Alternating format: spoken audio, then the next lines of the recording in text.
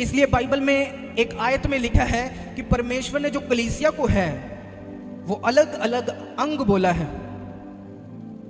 कलीसिया को परमेश्वर ने अलग अलग अंग बोला है। पहला कुरंथिया 12 उसकी 26 आयत में लिखा है, इसलिए यदि एक अंग दुख पाता है तो सब अंग उसके साथ दुख पाते हैं, और यदि एक अंग की बड़ाई होती है तो उसके साथ सब अंग आनंद मनाते हैं। इसी प्रकार से तुम मिलकर मसीह की देह हो और अलग अलग उसके अंग हो। सब बोलो आमीन। इसलिए परमेश्वर ने कलीसिया को परमेश्वर की देह बोला है, परमेश्वर के अंग बोला है। आमीन। अंगों का काम क्या होता है?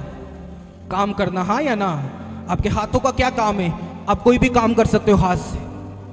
आंखों का क्या काम है? अलग अलग अंग है या नहीं? आंख, नाक का अलग काम है, मुंह का अलग काम है, हाथों का अलग काम है, पैरों का अलग काम है। अगर आपके एक हाथ पे चोट लग जाए, आपके सारे अंग दुखी हो जाते हैं, दिमाग परेशान हो जाता है, आंखें तंग हो जाती हैं, पैर तंग हो जाते हैं, सारे अंग। अगर एक भी अंग पे चोट लग जाए तो पूरा शरीर दुखी हो जाता है, हाँ या ना? चोट तो यहां पे लगी, इनू तो फिक्र ही नहीं होनी चाहिए कोई, लेकिन ये भी बिजी होया पिया पूरा, ये भी दुखी होया पिया है, ये भी दुखी होया पिया, ये भी दुखी होया पिया। अगर परमेश्वर ने कहा जो कलीसिया है वो परमेश्वर ने कहा देह है, और अलग अलग अंग है जो परमेश्वर की सेवा के लिए और उसके कामों के लिए बुलाए गए। मैं परमेश्वर का मुझे परमेश्वर ने एक जुबान दी है आपको सुसमाचार के लिए, आपको प्रचार के लिए, आपके लिए प्रार्थना करने के लिए हाथ दिए हैं।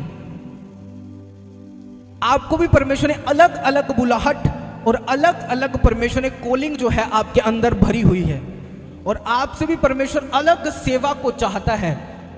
ऐसा नहीं कि परमेश्वर आपको भी मेरे जैसा प्रचारक बनाएगा, लेकिन आपसे भी परमेश्वर ने कुछ सेवा रखी हुई है और कुछ काम रखा हुआ है कि जो परमेश्वर आपसे लेना चाहता है।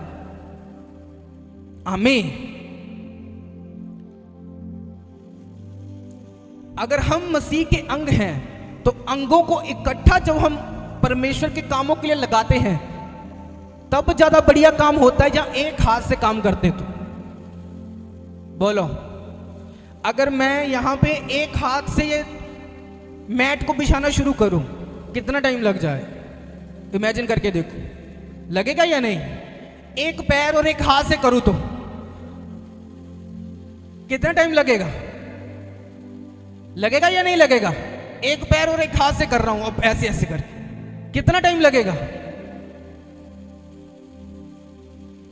मुझे अगर सब काम अच्छी तरह से करना है, सभी अंगों को इकट्ठा इस्तेमाल करना पड़ेगा। कितने लोगों को समझ आ रही? इसलिए अगर आप चाहते हो कि चर्च का सब काम अच्छे तरीके से हो, तो तुम जो कलीसिया हो, परमेश्वर के अंग हो, आपको इकट्ठे परमेश्वर का काम करना पड़ेगा।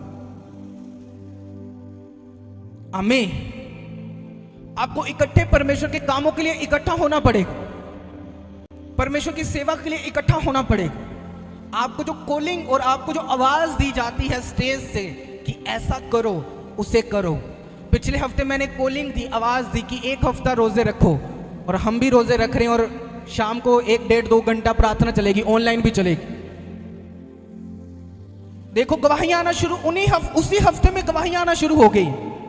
1 साल 2 महीने से केस अड़ा हुआ, फंसा हुआ है, और इस वीरवार सारा केस हल हो चुका है और परमेश्वर ने आजाद कर चुके। आमीन। हफ्ते से गवाहियां शुरू हो गई आना। जब मैं यहां से बोल रहा हूं तो ये मत सोचना कि मैं बोल रहा हूं, ये खुदा है जो आपको कुछ बता रहा है और आपको करने के लिए बोल रहा है, और आप जब वो काम करेंगे 100% बरकत और आशीष पाएंगे। हालेलुया। इसलिए